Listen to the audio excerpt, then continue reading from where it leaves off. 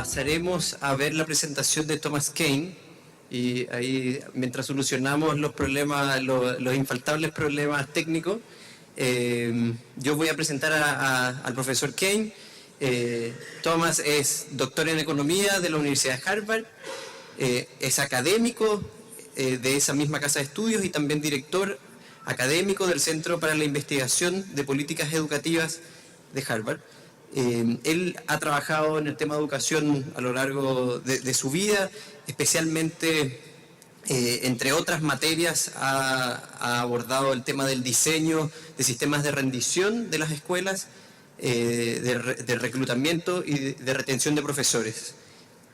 Entre el año 2009 y 2012, Thomas dirigió el proyecto que se llamaba Medidas para la Enseñanza Efectiva, que fue financiado por la Fundación Bill and Melinda Gates.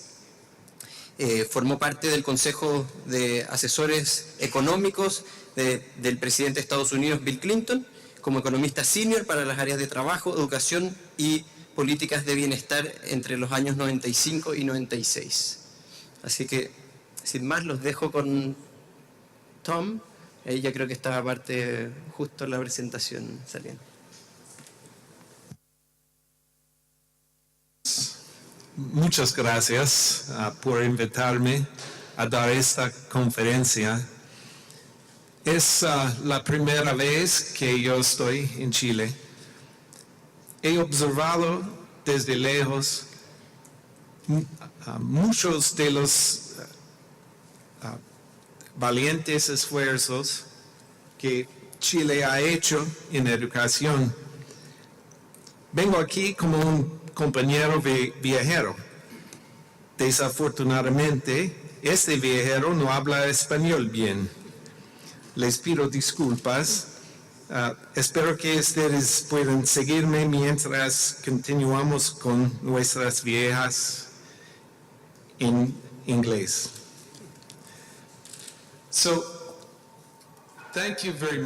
Muchas gracias por invitarme acá. Debo decir en primer lugar que estoy muy inspirado por la ambición y la amplitud de la agenda de reforma educacional que Chile está haciendo actualmente. Típicamente, uno esperaba que fuera mi país el que tomara a cargo proyectos ambiciosos como mandar a alguien a la luna, pero parecían incapaz de un programa tan ambicioso en estos días. Y tenemos que mirar a Chile, por ejemplo, para ideas de cómo pudiéramos pensar en la reconstrucción de nuestra propia educación.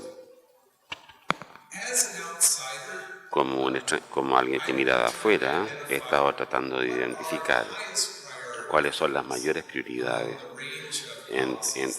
dentro del gran rango de política que se está discutiendo en Chile, y quisiera proveer mi perspectiva. Me doy cuenta que es alguien de un externo, pero cuáles son las áreas particulares donde yo veo las mayores promesas para la agenda de reformas que se está haciendo durante los próximos años.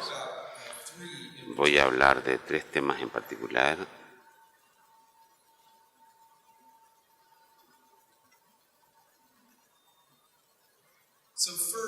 En primer lugar, el sistema de elección de escuela en el cual están trabajando, está tratando de permitir que los padres puedan elegir entre escuelas. Lo segundo, el conjunto de políticas relacionadas a la agenda de calidad y efectividad de los profesores. Y quiero hablar de algunos de las implicaciones de estas reformas sobre el sistema de pruebas y el diseño de un sistema de pruebas anuales. En primer lugar, una de las cosas más sorprendentes de Chile, el increíble éxito que se tuvo en las últimas décadas construyendo un sistema público y un sistema privado subsidiado. Ningún otro país tiene la cantidad de elecciones para los padres que tiene Chile. Es del tipo que Chile ha desarrollado durante las últimas 2 décadas. Como ustedes pueden reconocer, lo que falta es algo para las personas de ingreso bajo y medio, para hacer elecciones informadas entre muchas opciones. Esto es importante porque en cualquier otro sector económico fuera de la educación, la mayor parte del crecimiento de la productividad viene de que las empresas más productivas pasan a ser más grandes y las empresas menos productivas pasan a ser más pequeñas, y se reasignan la participación de mercado entre los distintos proveedores. En educación, al menos en Estados Unidos, ha sido muy difícil de generar ese proceso. ¿Por qué es tan difícil? Porque no conseguimos políticamente cerrar las escuelas ineficientes. Pero en su sistema podría ser mucho más fácil, en este sistema de opciones, ya que hay distintos colegios más eficientes. Ustedes podrían tener un sistema donde los más eficientes crecieran y los más ineficientes, que no dan buen servicio, deberán encoger y presumiblemente desaparecer. Pero para que esto pueda funcionar, necesita proveer datos para que los padres sean capaces de navegar sus alternativas. Si hay demasiadas opciones que ustedes proveen, si ustedes simplemente dicen a los padres, ustedes vayan y elijan de entre los centenares de colegios que hay aquí en Santiago, y ustedes listan sus preferencias, es el equivalente de no darles ninguna opción, porque es demasiado enorme hacer la elección entre tantas elecciones. Si ustedes diseñan un sistema de alternativas, tienen que poder segmentar y ayudar a las familias a hacer una buena elección, y que sean, por ejemplo, escuelas que están cerca a una distancia adecuada, y que ustedes puedan entregar los datos relevantes a las familias, tal como ellos, en el momento que ellos están haciendo la elección, no simplemente cuál es el resultado de una prueba, sino que cuál es la mejoría. Por ejemplo, si están mejorando entre 4º y 6º año básico, ese es el tipo de datos que los padres requerirían para ser capaces de mejorar, de usar este sistema de elección tanto para mejorar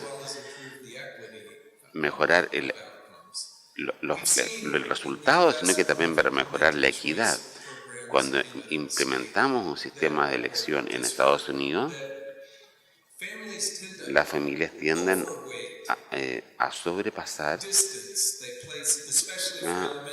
especialmente para escuelas básicas. Ellos apuestan mucho en el caso de la educación básica,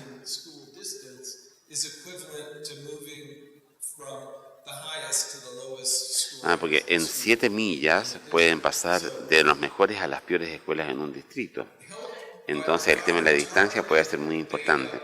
De modo que proveer datos balanceados y precisos podrían ayudar a las familias a hacer elecciones más informadas.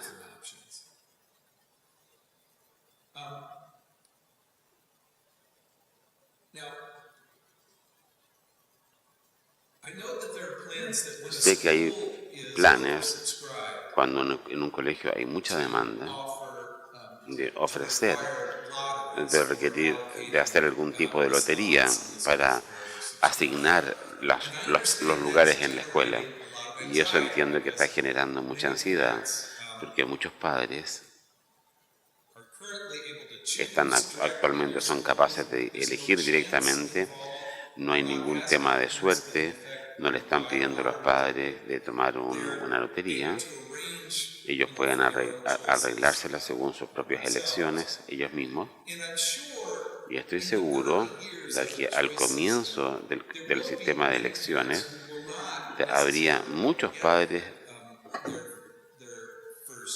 que no estaban consiguiendo su primera elección, pero que habría algunos colegios que proporcionalmente que el número de personas que postulaban al colegio era mucho mayor que el número de plazas disponibles. Pero si ustedes avanzan este sistema, idealmente lo que pasaría que estos colegios que tienen muchas postulaciones se expandirían y agregarían vacantes, porque no habría ningún beneficio en ser más selectivo,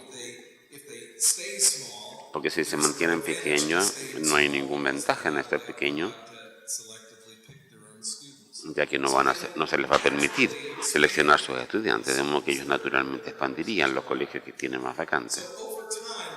De modo que en el tiempo las grandes filas de espera, los colegios más deseables,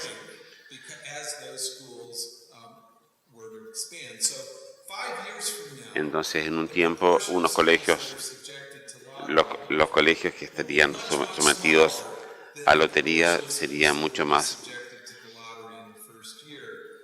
con el tiempo muchos más colegios entrarían al sistema de lotería, dado que más gente empezaría a conseguir sus primeras elecciones, porque el sistema de elección está produciendo justamente este sistema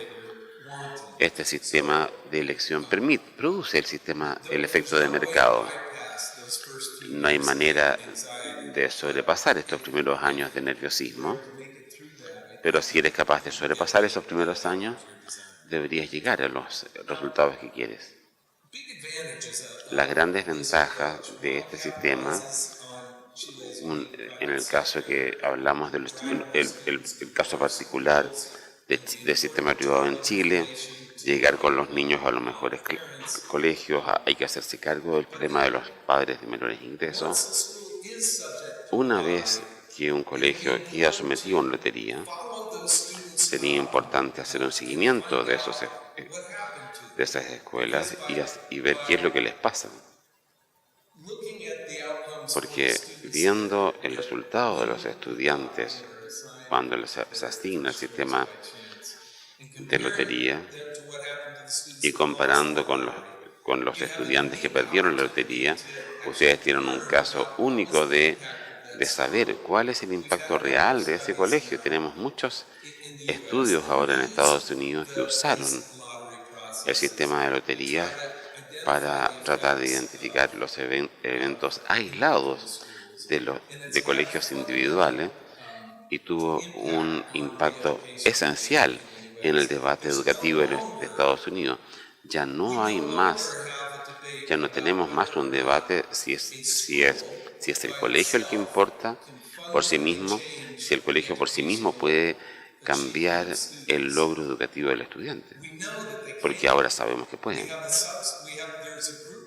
Hay un grupo de colegios, porque fueron sometidos a la lotería, hemos sido capaces de ver específicamente los niños que ganaron la lotería y que habían conseguido muy buenos resultados equivalentes a los suburbios de altos ingresos, y los niños que perdieron la lotería y les está yendo muy próximo a la promedio de colegios públicos más desfavorecidos. Ese proceso nos ha llevado a pensar de nuevo sobre las posibilidades de que los colegios puedan cambiar las vidas de los estudiantes. Ya no hay más la presunción de que el primer determinante de éxito es la pobreza.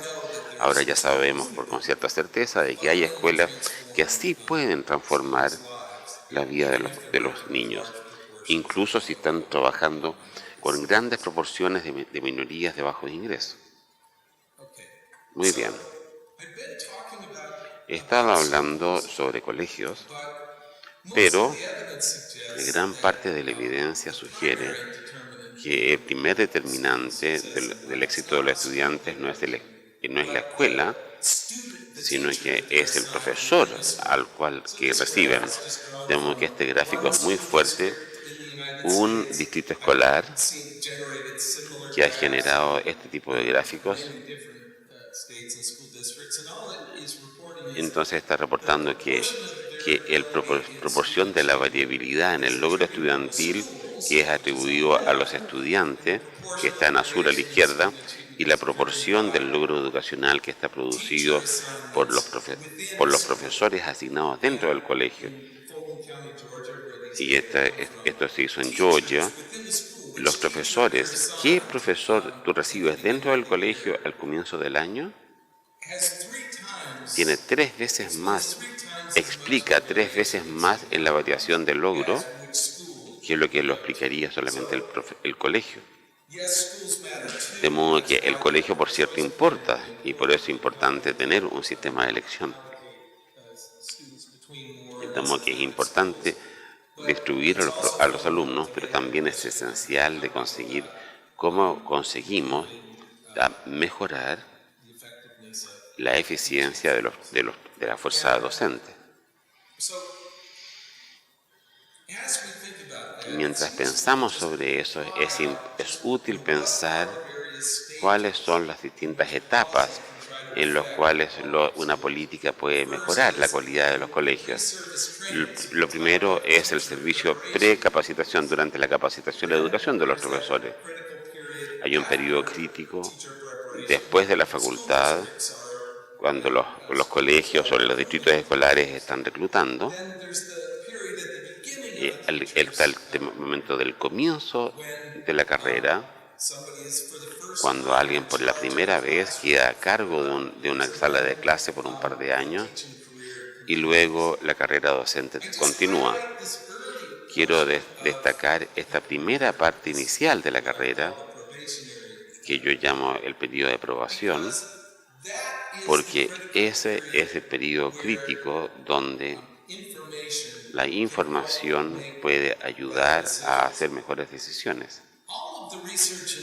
Todas las investigaciones en Estados Unidos sugieren 2 cosas. Primero, hay grandes diferencias entre profesores y en sus capacidades de ayudar a que los alumnos aprendan. Ese es el gráfico previo. Segundo, y tan importante, es difícil saber quiénes van a ser los buenos profesores antes de que estén en la sala de clase. Puedes tratar de usar las notas de los profesores, puedes tratar de las notas de la facultad que asistieron, puedes tratar de usar las pruebas de ingreso a la universidad. Nada de eso explica demasiado de las diferencias sobre la efectividad de los profesores. De modo que antes de este momento de reclutamiento y puesta en servicio, es muy difícil saber quiénes van a ser los grandes profesores. Y por eso, de modo que intervenir antes del reclutamiento es muy difícil. Durante este primer periodo en el trabajo aprendes mucho. Puedes ver su estilo de docente y puedes ver los resultados de los alumnos. Una vez que el profesor ha estado trabajando por 10 o 13 años, puedes medir las mismas cosas, pero el problema es que en ese punto ya los profesores están dedicados a una carrera docente. Es durante esos primeros años que tienes las 2 informaciones y la oportunidad de hacer decisiones relevantes sobre si te quedas en la carrera docente o no, y ahí son más grandes las oportunidades para intervenir.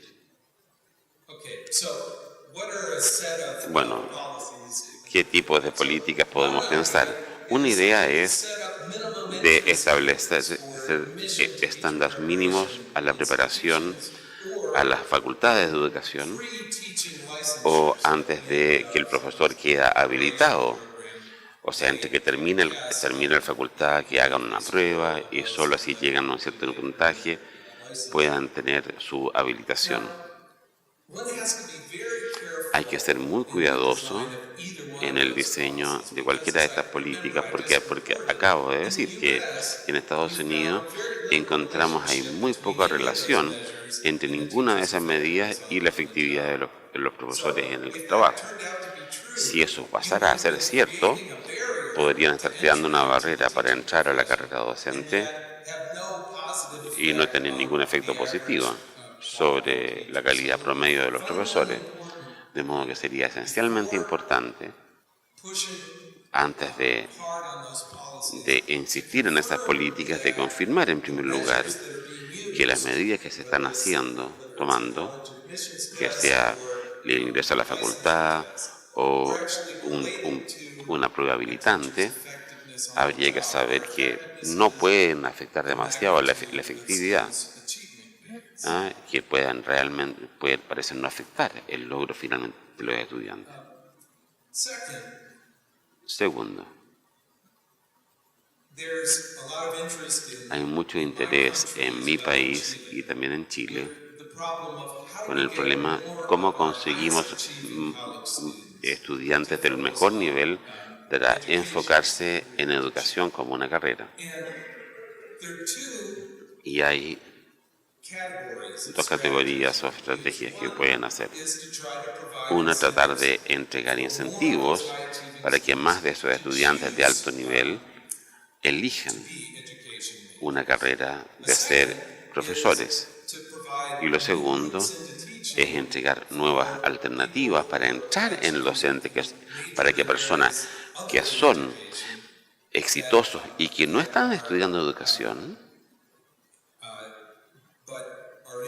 pero que están interesados en colaborar con la educación. Hay ventajas naturales para la segunda alternativa, porque por los estudiantes de alto nivel, pedirles que se dediquen solamente a la educación, ustedes están pidiéndoles que dejen pasar toda una carrera de posibilidades, en vez de, antes de que ni siquiera saben si les va a gustar la educación, antes de siquiera saber si van a ser buenos profesores, y también especialmente para los alumnos mejores.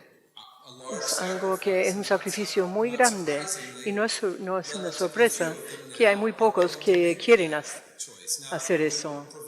Ahora, si les da incentivo y pueden cambiar eso, pero va a ser mucho más efectivo tratar de convencer a alguien que ya tiene especialidad en otra área fuera de educación y darle una posibilidad de que empiecen con la carrera de enseñanza durante algún periodo de tiempo. Ahora, otro beneficio enorme de todo eso es que no está muy apreciado. Al hacer eso, ayuda a construir un cuerpo de líderes futuros en educación. Así que en Estados Unidos tenemos, ustedes tienen Enseña Chile, nosotros tenemos Teach for America, Enseña para América. Son estrategias bien parecidas. Pero Enseña para América empezó en 1991. Entonces ahora nosotros tenemos un beneficio enorme de poder emprender reforma educacional con la ayuda de 70,000 personas que han estado en este programa de Teach for America y han asistido a las mejores universidades en Estados Unidos. Y aunque no sean especialmente en la sala, en el aula, están empezando colegios especiales, están en liderazgo del distrito escolar, están trabajando en el Departamento de Educación de Estados Unidos. La inversión mejor que ustedes pueden hacer reforma educativa, 15 años de ahora, es asegurar que más de sus mejores alumnos universitarios entran a la carrera docente. Siempre es una proporción pequeña de toda la fuerza docente. Teach for America, creo que menos de 1% de nuestros profesores que están recién empezando en algún año dado. Pero ellos representan una cantidad desproporcionada de los líderes en educación que están liderando los cambios en reforma en este momento.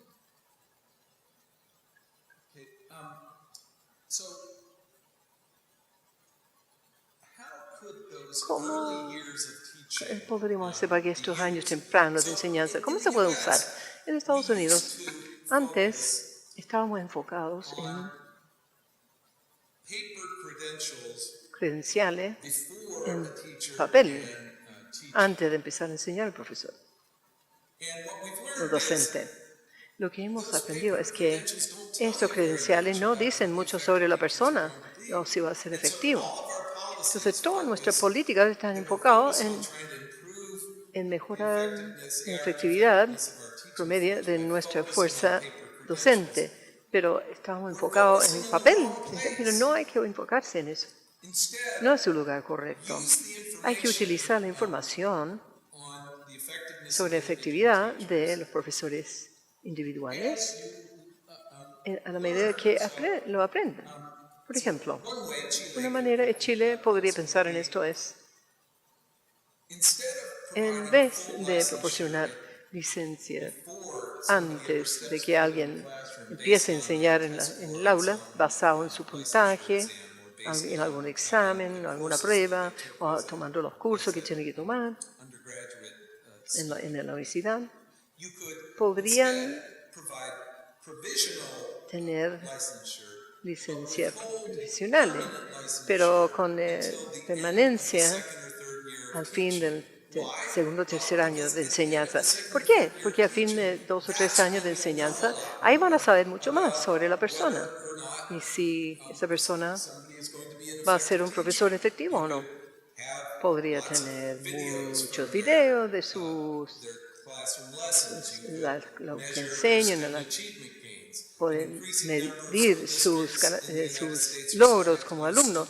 En Estados Unidos están usando encuestas sobre alumnos, o sea, retroalimentación de otros alumnos y padres para tomar estas decisiones. Entonces, si crean un obstáculo a la carrera 2 o 3 años después de asumir la profesión, podría asegurar que la gente que no es tan efectivo como profesores o docentes pueden encontrar otra carrera. O sea, al final no reciben la permanencia, la licencia permanente. Pero podrían identificar los profesores más efectivos de los jóvenes docentes y muchos de ellos no habrán ido a las universidades tan prestigiosas. De hecho, la mayoría de ellos no van a esas universidades. Sin embargo, ellos van a tener evidencia de que pueden ayudar a los alumnos a aprender, van a mostrar su maestría en los videos instruccionales. En un momento puede ofrecer aumento en sueldo, no de término corto, sino de largo plazo, para los profesores más efectivos, 20 o 25% de los profesores en ese momento. Y así, ojalá, haciendo esas dos cosas, podrían aumentar dramáticamente la calidad promedio de enseñanza en el tiempo. Ahora, la preparación de los profesores es otro área. Mejorar entrenamiento o capacitación, preservicio, es un área potencial para tener un impacto en la enseñanza. El problema es que no creo que nadie sabe qué es un programa de preparación efectiva para un profesor. ¿Cómo se ve? ¿Qué es lo que es? Nadie sabe. Así que es importante, antes de tratar de reformar la manera en que la educación secundaria prepara a los profesores en todo el país, es muy importante primero tener alguna idea, algún modelo, un par de modelos que creen que puede llevar a mejor resultado con los alumnos. Así que si ustedes piensan que cambiar medio y básico es difícil, imagínense tratar de cambiar a cambiar la universidad, como lo enseñan en las universidades. Va a ser mucho más difícil eso. Tienen que tener la confianza de que que la gente va a trabajar en un modelo más efectivo. Una manera de hacerlo es hacer un llamado para propuestas. Hay una cantidad de educadores en universidades, estoy seguro, en todo el país, que tienen ideas sobre cómo se puede rediseñar la educación de los profesores. Denles una oportunidad de desarrollar un plan y salir con una propuesta. Y si eligen 2 o 3 de los más prometedores como modelo, les dan fondos durante los próximos años para implementar un nuevo enfoque a la enseñanza de los profesores o los docentes. Hay que medir realmente si los egresados de ese programa tienen más éxito, ayudar a aprender a los alumnos. Después, basado en ese aprendizaje, puede trabajar en las ideas para reformar el resto de la preparación de los profesores. Este es solamente un gráfico para mostrar por qué yo pienso, porque soy pesimista, que no sabemos cómo diseñar un programa de preparación de profesores. Estos son datos de Los Ángeles, el distrito escolar unificado de Los Ángeles, segundo más grande de Estados Unidos. Antes de No Child Left Behind, la ley, Los Ángeles, como otro distrito urbano, tenía que emplear cantidad enorme de profesores no certificados. La tercera parte de los profesores de Los Ángeles no eran certificados, no tenían un título, eran como credenciales de emergencia, pero terminaron representando la tercera parte de los nuevos profesores empleados en Los Ángeles. Ahora,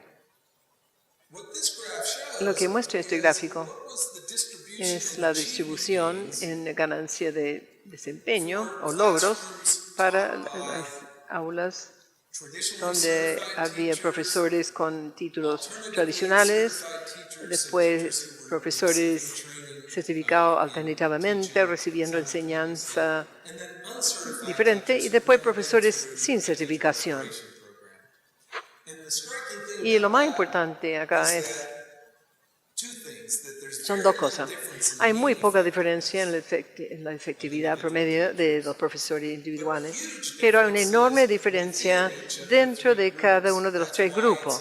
Por eso es muy importante poder utilizar esa información cuando está haciendo decisiones sobre promoción después de 2 o 3 años de enseñanza. Hay enorme diferencia entre profesores, pero tenía muy poco que ver con si alguien había recibido preparación o no.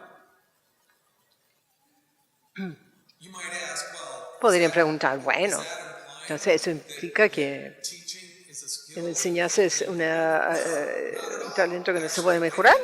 No, para nada. Nosotros tenemos evidencia de cada distrito escolar donde yo he examinado los datos que la enseñanza se puede mejorar. ¿Por qué?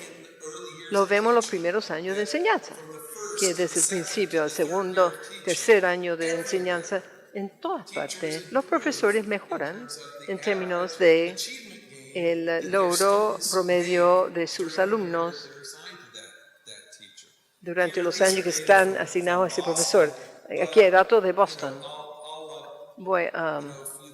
Si ustedes miran una cantidad de diferentes distritos escolares, Los Ángeles, Gwinnett County en Georgia, Fulton County en Georgia, Denver, donde miren, van a ver en los primeros años de enseñanza los profesores mejoran. Así sabemos de la experiencia clínica en el aula hace una gran diferencia en términos del desempeño de los estudiantes. Lo que no sabemos nosotros es cómo proporcionar ese tipo de experiencia clínica durante la preparación del profesor en el programa, para que los profesores apareciendo como profesores con 2 o 3 años de experiencia, no como profesores que recién están empezando. Eso es lo que pido que traten de hacer. Tengan varios grupos trabajando en este tipo de cosas antes de pensar en reformar todos los programas de preparación de los profesores. Hay que tener confianza que el modelo va a ser efectivo, porque los modelos que tenemos no son efectivos. Bueno, ahora voy a hablar de algo que yo sé que es controversial acá, es controversial allá, en Estados Unidos. Yo creo que todo el mundo está consciente de los peligros de demasiadas pruebas. Pero no estoy tan seguro que la gente está consciente de lo que son algunos de los beneficios de este sistema. ¿Cuál es el costo de no hacer pruebas anuales? Eso significa, por lo menos en varios, o sea, es obligatorio en tercero básico hasta medio. Uno de los beneficios que no se ve mucho, aunque se olvida, es que sin eso es imposible evaluar o hacer las cosas que acabo de mencionar, para poder evaluar si una persona y su preparación está haciendo un mejor trabajo, o si para poder aprender si un programa de desarrollo profesional está teniendo algún efecto. ¿Por qué? Porque los alumnos están asignados a profesores parcialmente basado en cómo les está yendo académicamente. Entonces, los alumnos con mejores logros están asignados a algún profesor, y otros profesores reciben un alumno que no están recién empezando, más debilidad, necesitan más ayuda. Si es verdad que los alumnos están asignados a los profesores parcialmente basados en su logro anterior, entonces si ven fin de año y para ver cómo les va a los alumnos, aunque esté controlando todo como estatus socioeconómico, van a confundir la efectividad del profesor con los tipos de alumnos que recibe ese profesor. Así que pruebas anuales es fundamental para saber si cualquier reforma es efectiva que afecta a los profesores. No tiene que tener una prueba anual para evaluar a los profesores, aunque yo diría que eso también da mucha información, igual. Pero, aunque no esté usando la prueba anual para evaluar a los profesores individuales, está perdiendo la oportunidad de saber cuál es la efectividad de una gama de políticas para mejorar la calidad de los profesores. Así que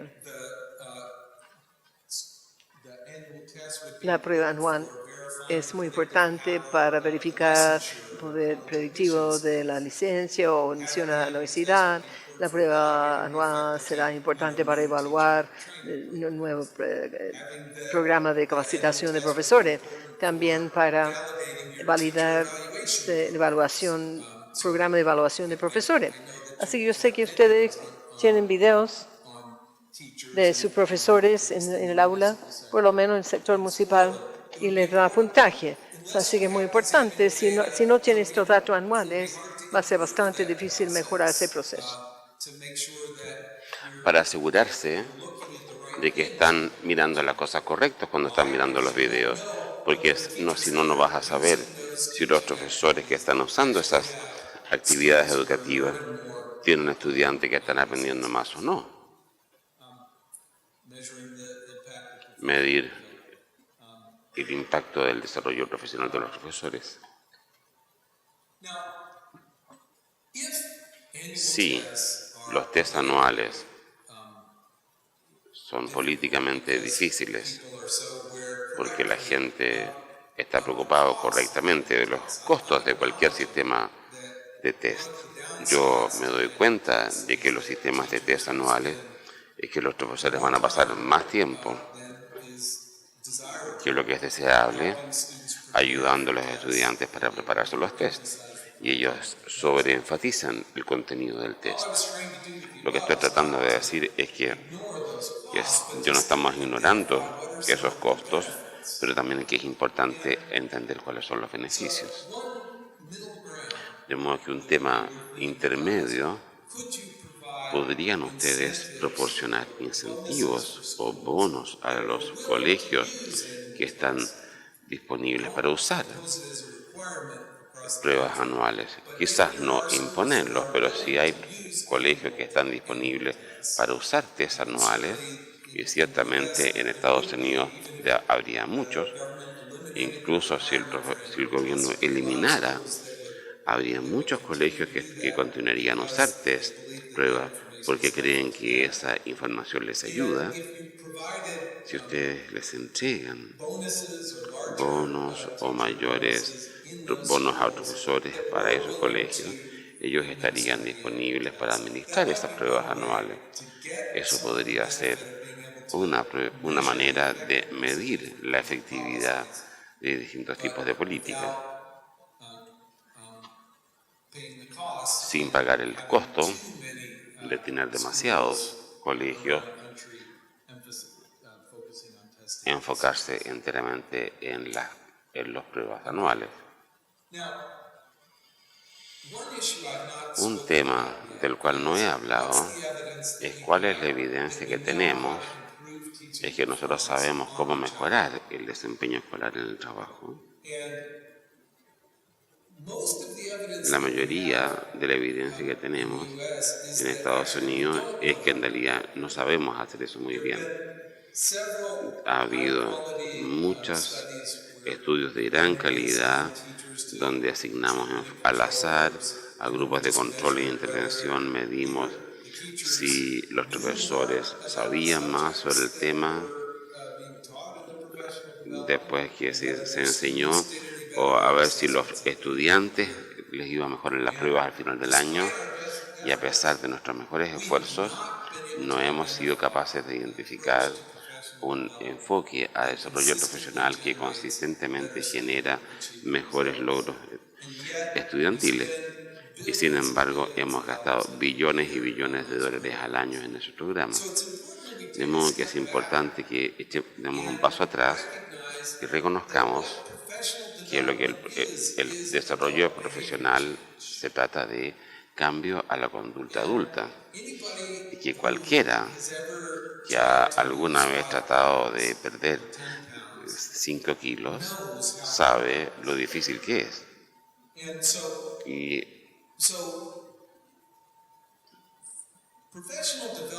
el desarrollo profesional, nosotros podemos seguir gastando de desarrollo profesional, y que algunas de las ideas que podrían ayudar. Algunas cosas se podrían tratar de ver qué cosas han hecho y de modo de cambiar cosas sencillas. Y enseñanza no es nada de simple, es una cosa bien compleja.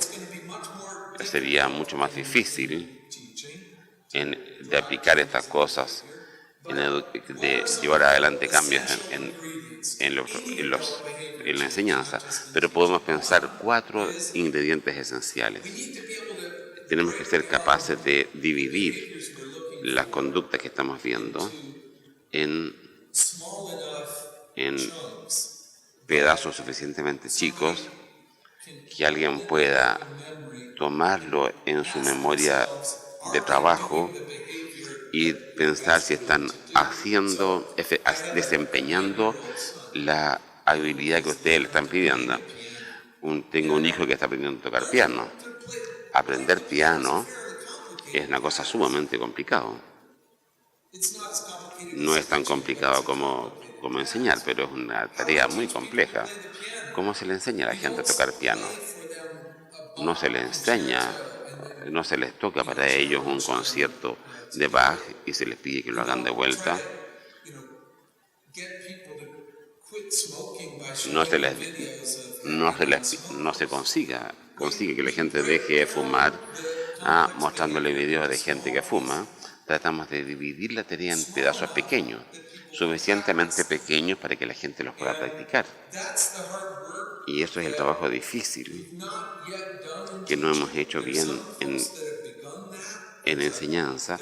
Y algunas tareas que hacen, hay un autor de Estados Unidos, y seguramente hay muchos, que han propuesto tareas discretas que podrían ayudar en cosas como gestión de clase. Y si nuestro desarrollo profesional empezar a mirar en esas cosas, podría crear un vocabulario común, por lo menos, donde los profesores y los rectores y los consultores podrían describir las conductas deseables usando las mismas palabras. Actualmente los profesores y los supervisores usan las mismas palabras para describir cosas muy distintas y es muy difícil llevar a cabo algún cambio de conducta cuando ese es el caso. Tercero, tiene que haber feedback. Tenemos que ser capaces de ayudar a la gente a saber cuando están usando exitosamente esas nuevas conductas respecto a cuando no lo están haciendo. Y también requerimos algún tipo de contención social, de apoyo social para reforzar. De modo generar una idea es generar redes de pares y de colegios. Aquí hay un posible proyecto que usa la tecnología para facilitar algunas de las conductas deseables, que dar a los profesores cámaras y decirles: junta tantos videos de tus clases como tú quieras. Tú decides cuándo están prendidas y apagadas las cámaras. Eres tú vas a controlar las cámaras y decides cuándo prenderlas y apagarlas. Pero cuando tengas 3 clases de las cuales estés contento, si quieres, puedes compartirlo con tu director y con tu supervisor y podemos sentarnos y conversar. No estoy seguro si hacemos una prueba de que si esto sería el tipo de cosas que podríamos, si esto sería la manera como podríamos ayudar a los profesores a mejorar su instrucción, pero parece que algo de este tipo, en que puedes ver a los profesores cómo ellos enseñan, podría ayudar en el proceso de mejorar su enseñanza. Es que no quiero reiterar todo, pero hay 7 cosas que quisiera decir. Crear un sistema unificado de elección para llevar a una demanda podría ser una manera rápida de mejorar el desempeño, esencialmente por reasignar los niños hacia los colegios más eficientes. Pero una parte esencial sería que los padres tuvieran los datos de mejora en desempeño que les permitieran hacer mejores decisiones. Segundo, usar incentivos post facultad para atraer a los estudiantes de mayor desempeño dentro de la carrera docente. Eso sería probablemente una parte pequeña de su grupo de la fuerza docente, pero sería una gran inversión en liderazgo para la reforma educacional. Tercero, validar las pruebas de admisión a la carrera respecto a logro estudiantil antes de subir las barreras a la enseñanza. Es posible que ayude, es posible que los resultados sean muy eficientes, pero es muy importante verificarlo en primer lugar. Cuarto, piloteen y prueban nuevos tipos de preparación a los profesores antes de aplicarlo a todo el sector educacional. Ciertamente, la manera como nosotros preparamos a los profesores en las facultades tiene que ser reformada, pero en primer lugar tenemos que saber cómo debería ser un modelo eficiente. Quinto, consideran no habilitar a un profesor antes del segundo año de enseñanza, saque a los malos y también dele bonos a los que sean más eficientes para incentivarlos a permanecer. Los test anuales tienen muchas ventajas, posiblemente considere la posibilidad, es posible que no sea muy posible para pedirlo a todo el mundo. Una cosa que se puede hacer es incentivar la participación voluntaria y de esa manera ayudar a proporcionar los datos sobre estas preguntas. Y experimente con el feedback de video para el desarrollo profesional y nuevamente evaluar el impacto de todo lo que hacemos. Muchas gracias.